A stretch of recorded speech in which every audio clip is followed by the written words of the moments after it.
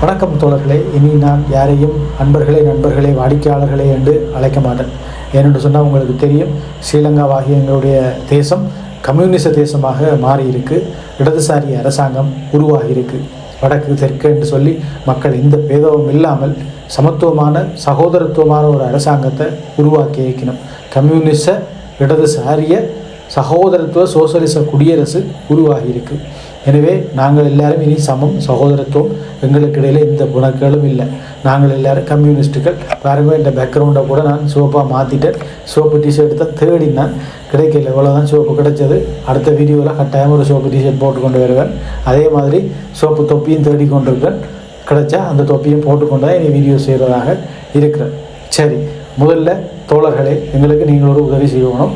இந்த வீடியோக்களில் நாங்கள் பெருமையான கருத்துக்களை உங்கள் முன் வைக்கிறோம், கொண்டு வரோம். ஆனால் அவ்வளவு ரீச் ஆகுதில்லை. 1000 பேர் பார்க்குறதே பெரிய விஷயமாக இருக்குது. எனவே உங்களுடைய புண்ணியத்தில் இந்த வீடியோ 4 நண்பர்களுக்கு சென்று சேர எங்களுடைய சேனலை சப்ஸ்கிரைப் பண்ணுங்க. உங்களுக்கு அது பெரும் புண்ணியமாக போகும். சரி, விஷயத்துக்குள்ளே போகலாம். இந்த வீடியோவில் கதைக்க போகிற விஷயம் என்னென்னு சொன்னால், 2024ஆம் ஆண்டுக்கு பிறகு யாழ் மாவட்டத்தில் அரசியல் பிரதிநிதி ஒருவர், அதாவது மக்கள் பிரதிநிதி என்று சொல்லிடுமே, அவர் தெரிவு செய்யப்படுறேன்னு சொன்னால் என்னென்ன தகுதிகளை இந்த சனம் எதிர்பார்க்குது என்றதை பற்றி தான் இந்த வீடியோவில் கதைக்க போகிறோம். முதலாவது தகுதியை பார்ப்போம். அது என்னென்னு சொன்னால், இந்த கண்ட்ரவர்சியலான விஷயத்தை கிளப்புற ஒரு ஆளாக இருக்கணும். கண்ட்ரவர்சியல்னா சர்ச்சை என்று சொல்லுகிறேன், சர்ச்சையான விஷயங்களை கதைக்கிறேன்னு சொல்லி அப்படியான விஷயம் செய்கிற ஆளாக இருக்கணும். அப்படியான விஷயம் நீங்கள் கடுமையான விஷயத்துக்குள்ளே போயிடக்கூடாது. இப்போ கள்ள மண் அள்ளுறது, சட்டவிரோத தொழில் செய்கிறது, கஞ்சா கடத்துறது, இந்த மாதிரி விஷயங்களை கையில் எடுத்தால் போட்டு தள்ளி விட்டுருவாங்க. ஏன்னா அதுகளில் கை வச்சிடக்கூடாது. அதோட எங்களை அரசியல் பிரச்சனைகள் ஒன்று கொஞ்சம் இருக்குது. அந்த பழைய ஆளை வச்சு போனாங்க காய்ச்சி கொண்டு போயிடும். அதுலேயும் கை வச்சிடக்கூடாது. சாஃப்டாக இருக்கிற பிரச்சனை இருக்குது தானே. இப்போ ஒரு ஆஸ்பத்திரி பிரச்சனை, ஒரு தண்ணி சண்டை, ஒரு கிணத்தடி சண்டை, அடுத்த வீட்டு வேலி சண்டை, இந்த மாதிரி சாஃப்டான பிரச்சனைகள் யாரெல்லாம் நாங்கள் காய்ச்சா திருப்பி அடிக்க மாட்டோனோ அந்த பிரச்சனைகளை பெரிய பிரச்சனையாக்கணும், மைய பிரச்சனையாக்கணும். இந்த மெயின் ஸ்ட்ரீம் பிரச்சனைன்னு சொல்லிடுவோம். அந்த மாதிரி மாற்றணும். அந்த மாதிரி மாற்றி எலெக்ஷன் அறிவிக்க போகிறாங்க. ஒரு 3 மாதம் இருக்குன்னு சொன்னால் 3 மாதத்துக்கு மேலே அந்த பிரச்சனையை கிளப்பணும். சும்மா எல்லாம் கிளப்பினா சனம் மறந்து போகும். சர்ச்சையாக்கணும். சன்னத்தை ஒரு தகப்புக்குள்ளே வச்சுருக்கணும். அந்த பிரச்சனையவே 24 மணி நேரம் பேசுகிற அளவுக்கு அதை மாற்றணும். அதுக்கெல்லாம் யோசித்து வட்டிவாக பிளான் பண்ணி அந்த பிரச்சனையை மக்கள் முன்னே கொண்டுட்டு விட்டுட்டு ஓடிடக்கூடாது. அந்த பிரச்சனையோடைய அந்த மக்கள் பிரச்சனை நின்று உலையணும், போராடணும், சன்னத்தை திரட்டணும், கூக்குரலிடணும். ஊடகங்கள்லாம் அப்படியே தகப்பாக பார்த்து கொண்டு இருக்கணும். எங்களே, அதாவது அந்த மக்கள் பிரதிநிதியை அப்படியே பார்த்து கொண்டு இருந்தால் இந்த பிரச்சனை அப்படியே வளர்ந்து கொண்டே போகும். சரியாகவும் பிள்ளையாகவும் தாறு மரம் சனம் கதைக்கும். எனவே எப்பவும் அந்த மக்கள் பிரதிநிதி மீது சனம் ஒரு கண் வச்சிருக்கும். இவன் இப்படியெல்லாம் கதைக்கிறானே என்று. எனவே இப்படியான ஒரு சர்ச்சையான பிரச்சனையை கிளப்புற ஒரு ஆளாக அந்த வேட்பாளர் இருக்க வேணும். அடுத்த தொகுதி என்று சொன்னால், இப்படி கிளப்பின சர்ச்சையை தொடர்ந்து அப்படியே தகப்பாக களத்தில் வச்சிருக்கிறதுக்கு இந்த சமூக வலைதளங்களை சரியாக பயன்படுத்துகிறாளா இருக்கும். எப்பயா இருந்துட்டு ஒரு போஸ்ட்டை போடுறது, எப்பயா இருந்துட்டு ஒரு படத்தை போடுறது, மணிக்கணக்கில் பேசுகிற வீடியோ லைவில் வந்து கதைக்கிறது, இதெல்லாம் இப்போ சனத்திட்ட ஈடுபடாது. எனவே கண்ட்ரவர்சியலாக தொடர்ச்சியாக அதை பற்றி 4 பேர் கதைக்கிறது, அவர் கதைக்கிறது, இவர் கதைக்கிறது, உளர்றது, கதறதுன்னு சொல்லி எல்லாத்தையும் சமூக வலைதளங்களை போடவும். சும்மா போட்டாலே ஜனம் பார்க்காது. டிக்டாக், யூடியூப், ஃபேஸ்புக் எல்லாத்துலேயும் போடணும். காசு கட்டியும் போடலாம், காசு கட்டாமலும் போடலாம். நாங்கள்லாம் எல்லாத்தையும் போடணும் இல்லை. நிறைய ஃபேக் ஐடிகளை காசு கொடுத்தாவது ஆக்களை வச்சு போடணும். சேர் பண்ணணும், அட்டி போடணும், அத்தையே பேச பொருளாக சமூக வலைதளங்களை வச்சுருக்கோம். சனத்தை வேறு பக்கம் யோசிக்க விடக்கூடாது. இப்படி இருந்தால் சனம் எப்போவுமே சமூக வலைதளங்களில் எங்களை பார்த்து கொண்டிருக்கு. இப்போ தெரியும் தானே, சமூக வலைதளங்கள் இல்லாமல் குழந்தை கூட பிறக்கிறது இல்லை. பிறக்கும் போது சமூக வலைதளம் கூட தான் குழந்தைகள் பிறக்குது. கருவிலேயே ஃபேஸ்புக்கை பார்த்து கொண்டு தான் இருக்குது, டிக்டாக்கை பார்த்து கொண்டு தான் இருக்குது. எனவே அப்படி எல்லாரையும் மயக்கி வச்சிருக்கிற மாதிரி இந்த சமூக வலைதளங்களை கையாளுற தகுதி எங்களுக்கு இருக்கணும். இப்போ சமூக வலைதளங்களில் இன்னொரு சாரார் இருக்கிற நியூ மீடியாஸ் ஜேர்னலிஸ்ட்னு சொல்லப்படுறாங்க. அதாவது இந்த யூடியூப், ஃபேஸ்புக், டிக்டாக் போன்றவற்றில் வீடியோ போடுறாங்க. அவைக்கு 5 பத்தை கொடுத்தா எங்களுடைய நிற்பினா. எனவே அவையை வட்டிவாக மெயின்டைன் பண்ணிக்கொள்ளணும், எங்களுடைய வச்சுக்கொள்ளணும். சரி, வச்சுக்கொண்டு இந்த பிரச்சனைகளை தொடர்ச்சியாக பேசு பொருளாக வச்சிருக்கணும்.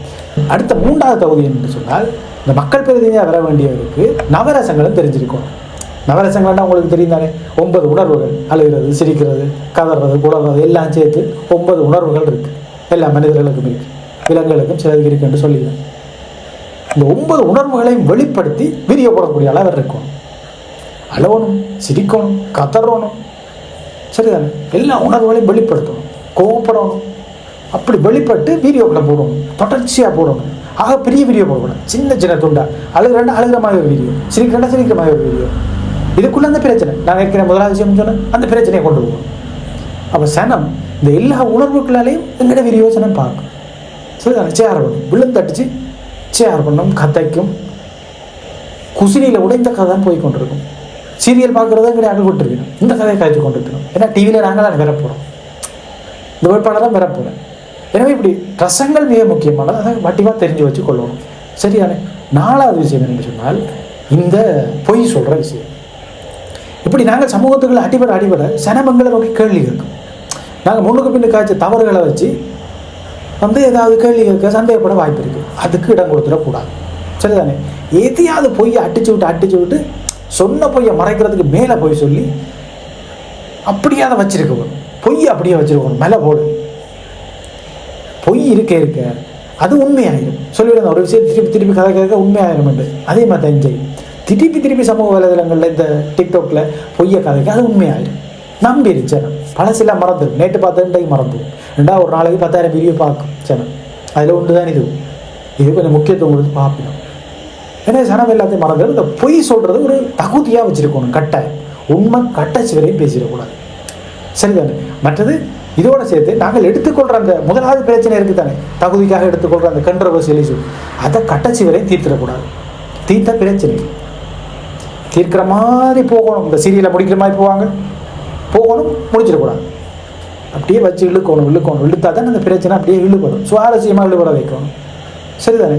ஊழல் என்று சொல்லிட்டு உடனே வழக்க போட்டு ஆதாரங்களை திரட்டி முடிச்சு விட்டால் கதை முடிஞ்சுது. அரசியல் இல்லை. அப்படி எதுவுமே செய்திடப்படாது. இது 4வது தகுதி, 4வது 3வது ஏதோ ஒரு தகுதி.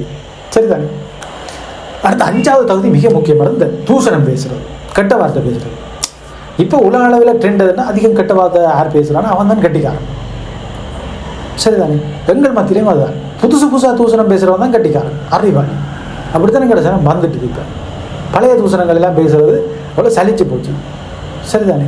அப்போ சனம் புதுசாக தூஷணத்தை எதிர்பார்க்குது. அப்போ நீங்கள் புதுசாக கண்டுபிடிக்கணும். அப்படி பேசணும், இப்படி பேசணும். பழைய தூஷணத்தையும் புது தூஷணத்தையும் ஒட்டி ஒரு தூஷணத்தை சொல்லணும். அதை வீட்டுக்குள்ளே சொல்லக்கூடாது, 4 பேருக்கு முன்னுக்கு சொல்லக்கூடாது. அப்படி சொன்னாலுமே அதை ரெக்கார்ட் பண்ணி வச்சுக்கொள்ளணும். அதை சமூக வலைதளங்கள் டிக்டாக்ல சொல்லணும், யூடியூப்ல சொல்லணும், ஃபேஸ்புக்கில் வீடியோ போட்டு அதுலேயும் சொல்லணும். அப்போ தூஷணத்தை புதுசாக சொல்ல நிறைய பேர் பார்க்கணும். சரிதானே? பார்க்க இவன் என்ன இப்படியெல்லாம் தூஷணம் பேசுகிறோம், உங்களோட கட்டிக்காரனாக இருக்கான்னு சொல்லி உலகத்தில் இருக்கிற எல்லாரும் உங்கள் மீது அப்படியே வருது. எல்லாரும் பார்க்கணும். புது ஆளாக கிடக்கு, புதுசாக பேசுகிறான்னு. அந்த காலத்தில் நல்லா மேடை பேசுகிறவனை தான் ஜனம் பார்க்கும். இப்போ நல்லா தூஷணம் பேசுகிறவனை தான் சனம் பார்க்கும். இந்த குழந்தை பிள்ளைகள், பெண்கள், வயசானன்ட்டு எதுவுமே பார்க்கக்கூடாது. அடிச்சு தள்ளணும் வாயில் வந்த தூஷணத்தை எல்லாம். அது மிக முக்கியமான ஒரு தகுதி எங்களோட பிரதிநிதிகளுக்கு, அதாவது அரசியல் பிரதிநிதியாக வாராக்களுக்கு. சரிதானே? ஒரு இடத்துலையும் வெக்கப்படக்கூடாது. அவமானப்பட்டாலும் தாங்கிக் கொள்ளணும்.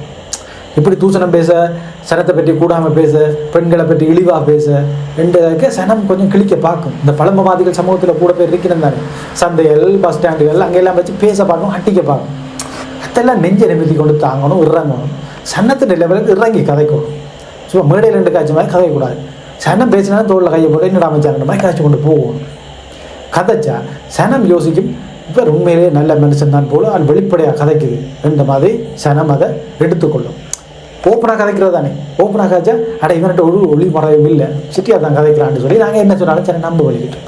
அதுக்காக நாங்கள் என்னதான் கெட்ட வார்த்தை பேசினாலும், என்னதான் அவமானப்பட்டாலும், என்னதான் பொய் சொன்னாலும் சனத்தடியில் விழுந்து கிடக்கணும், கட்டி பிடிக்கணும், கொஞ்சம் தூக்கி வச்சிருக்கணும். சனம் எங்களை விட்டு போகாது. சரிதானே? அப்போ அது அவ்வளவுமே வாக்காக மாறும் பெட்டி. மற்ற இந்த மாதிரி நாங்கள் இந்த பொது இடங்களுக்கு போய்க்க, ஆக்களை சந்திக்க போய்க்க, நாங்கள் இருக்க அந்த அஞ்சப்பத்தை கொடுத்து கொஞ்சம் நியூ மீடியாஸ் ஆக்களை வச்சுருப்பேன், இந்த யூடியூபர்ஸ் அவையே 2 பிரிவாக பிரித்து வச்சுக்கொள்வோம். ஒன்று எங்களுக்கு ஆதரவாக சனம் மாலை போடுறது, ஆராத்தி எடுக்கிறது, கவிதை படிக்கிறது, இந்த மாதிரி விஷயங்களை வெளிப்படுத்துகிற யூடியூபர்ஸ். மற்ற ஆக்கள் எங்களுக்கு எதிராக எல்லாம் கதைக்கிறோமோ அதை மட்டும் கேப்சர் பண்ணி திருப்பி சுவாரஸ்யமாக போடுற யூடியூபர்ஸ், டிக்டாக் ஆக்களை வச்சுக்கொள்வோம். அப்போ 2 விஷயமும், அதாவது எங்களுக்கு ஆதரவான விஷயமும் வரும், எதிரான விஷயம் வரும். இந்த பழையாக்கள் மாதிரி எதிரான விஷயத்தை யாரும் கதைக்கக்கூடாது, விமர்சனத்தை வெளியில் சொல்லக்கூடாது என்ற விஷயத்தெல்லாம் இங்கே வச்சிருக்கக்கூடாது. 2மே சரிசமமாக வரவும் வந்தால் 2ஐயும் பார்க்குற சனம் எங்களோடையே இருக்கும். எப்போவுமே மற்ற ஆக்களை விட, மற்ற விஷயங்களை விட எங்களையே உத்து பார்த்து கொண்டு இருக்கும். இப்போ இங்கே பார்க்க வைக்கிறதான் விஷயம். இப்போ பார்க்க வைக்கிறதுக்கு இப்படி 2ஐயுமே வச்சிருக்கிற இந்த யூடியூபர்ஸை ஏதாவது கொடுத்துக்கிறது வச்சிருக்கணும் கைக்குள்ளே. சரிதானே? அதுவும் ஒரு முக்கியமான தகுதியாக நான் அவதானித்ததில் தெரிஞ்ச விஷயம்.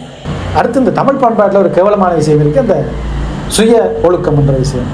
சுய பண்பாடு, ஒழுக்கமாக இருக்கணும், கட்டுக்கோப்பாக இருக்கணும்ன்றெல்லாம் சொல்லுங்கள். இது பழைய ஆக்கள் சொல்கிற விஷயங்கள், இப்போ அதெல்லாம் இல்லை. இந்த சுய ஒழுக்க விஷயத்தை கடைசி வரைக்கும் இந்த மக்கள் பேருந்தில் கை கொள்ளவே கூடாது. அது ஆபத்தானது. எவ்வளவு தூரத்துக்கு எங்கள்ட பண்பாட்டு விஷயங்களை மீறலுமோ, குறிப்பாக இந்த ஒருத்தனுக்கு ஒருத்தி என்ற திருமண முறை இருக்குது தானே, அதை எவ்வளவு தூரத்துக்கு மீறுறோமோ பொது வழியை, அதை சனம் ஒரு அங்கீகாரமாக பார்க்குது. சரிதானே? ஒருத்தனுக்கு ஒருத்தியோடு இருக்கிறது ஒரு குற்றச் செயலாக, ஒரு பாவச் செயலாக பார்க்குற மாதிரி இல்லை மாறிக்கொண்டு வருது. எனவே இந்த மக்கள் பிரதிநிதிகள் இந்த விஷயத்தில் கவனமாக இருக்கணும். பொது வழியில் நான் இத்தனை கல்யாணம் காட்டினா இத்தனை பிள்ளைகள் இருக்குன்ற விஷயங்களை அட்டிச்சு தள்ளும். சனம் ஒரு தகுதியாக தானே பார்க்குது. சரிதானே? மற்றது பெண்களை எவ்வளோ கேவலமாக சொல்லுவோம், அவ்வளோ கேவலமாக சொல்லுவோம். அதுவும் ஒரு சுவாரஸ்யமான விஷயம். இந்த டிக்டாக் அதில் சனம் விழுந்து அடிச்சு பார்க்கும், அதை எங்களை பார்க்க வைக்கிறானே முக்கியம். எனவே உதவி எல்லாத்தையும் யோசிச்சு கொண்டு இருக்கக்கூடாது. எவ்வளவு தூரத்துக்கு எங்கிட்ட அந்த ஒழுக்கமான விஷயங்களை மீறலும் அதெல்லாம் மீறணும். மீறினா தான் எங்களுக்கு வாக்கு. இந்த நடந்து முடிஞ்ச தேர்தலில் இந்த விஷயத்தை எல்லாரும் கடைசியாக தான் ஒரு தகுதியாக வச்சுருந்தவன். ஆனால் நான் இதை இடையில சேர்க்கிறேன். கடைசிக்கு முதல் என்னென்னு சொன்னால், இந்த மாவீரர்கள் நாங்கள் எழுதுறதுலையும் சரி, வீடியோ போடுறதுலையும் சரி, எல்லாத்துலேயுமே உப்பு மாதிரி மாவீரர், மேதகு, தலைவர், சுப தமிழ்ச்செல்வன், அண்டன் பாலசிங்கம், இந்த மாதிரி பேர்களை சேர்த்து விட்டுருவோம். அப்போ எங்கள் மீது என்ன தான் கோபம் இருந்தாலும், இந்த கெட்ட வார்த்தை பேசுகிற சில பழசுகளை கோபம் இருக்கும் தானே, அப்போ கோபம் இருந்தாலும் இதை கண்டோடனே அப்படியே அடங்கி போயிடுங்க. என்னட்ட சனத்தில் மனசில் அது அப்படியே ஒரு ஓரமாக இருக்குது தானே. இப்போது அதை சரியாக பயன்படுத்தி கொள்ள தெரிய வரும். இதை சொல்லேக்க நாங்கள் எழுதேக்க, இந்த வார்த்தைகளை சொல்லேக்க எழுதேக்க அப்படியே உணர்வு தாக்கதாக கண்டு தருவோம். அப்படி எல்லாரையும் அழ வைக்கும். கண்ணிலையும் எங்களோட வாயிலையும் அது சொல்கிற விதத்திலையும் ஒரு தமிழ் தேசிய உணர்வு வேற வரும். இதில் தான் வேற வரும். அப்போ சனம் அப்படியே கப்பட்டு பிடிச்சி வச்சுருக்கோம். சரிதானே? நாங்கள் என்ன செய்தாலும் பொறுத்து கொள்ளும். அப்போ இந்த விஷயம் மிக முக்கியமானது. எல்லாவற்றுக்கும் மேலாக கடைசியானதாக ஒரு விஷயம் இருக்குது. இப்போ இந்த சமூக வலைதளங்கள் உலகத்தில் இருக்கிற எல்லாரையும் உண்டாக்கி வச்சிருக்கு. இப்போ இங்கே நல்லூரடியில் நடக்கிற ஒரு விஷயம் உடனே அமெரிக்காவில் இருக்கிறவரால் பார்க்க. அப்போ நாங்கள் செய்கிற இந்த விஷயங்கள் எல்லாம் அந்த 2வது தகுதியில் டிக்டாக்ல, ஃபேஸ்புக்கில், யூடியூப்பில் போடுறோமல்லோ, அப்போ அது எல்லாரையும் பார்த்து கொண்டு இருக்கிறோம். வாங்க இப்போவே புலம்பெயர் தமிழர்கள் என்று சொல்லிடலாம். புலம்பெயர் தமிழர்கள்னா சில பேர் அந்த அமைப்பாக இயங்கிறோம். அமைப்பாக இயங்குறார்கள் கடைசி வரையும் எங்களை பக்கம் பெறமாங்க. ஏன்னா அவே கொஞ்சம் எவ்வளோ காலமே அரசியலில் செயற்பட்டுருக்கணும், என்ன ஃபேஸ்புக்கெல்லாம் கண்டி பார்க்கணும்.